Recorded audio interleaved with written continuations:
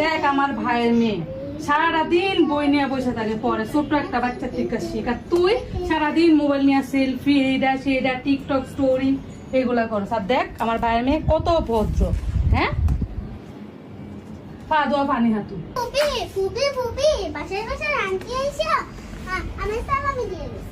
তো সালামি দিয়ে গেছে, টাকা তোমার কাছে রাখো। না ফুপি, তোমার কাছেই রাখো। কেন?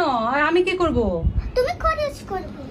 দেখ দেখ দেখ, শিখ শিখ আমার ভাইয়ের মেয়ে, দেখছোস সে পাশে পাশে আন্টি কে সালাম করছে, তারা ঈদের দিন 1000 টাকা সালামি দিতে, শেষ টাকাটা আমারে দিচ্ছে। তুই জীবনে কইতে পারবি না সালামি, বা কেউ যদি কখনো 1 টাকা দেয় সে টাকাটা তুই আমারে দিতে, মানে তোর লগে যে টাকাটা নিয়ে কি করা লাগে। আর আমার ভাইয়ের মেয়ে দেখ, এই যে টাকাটাই না আমারে দিয়ে দিচ্ছি।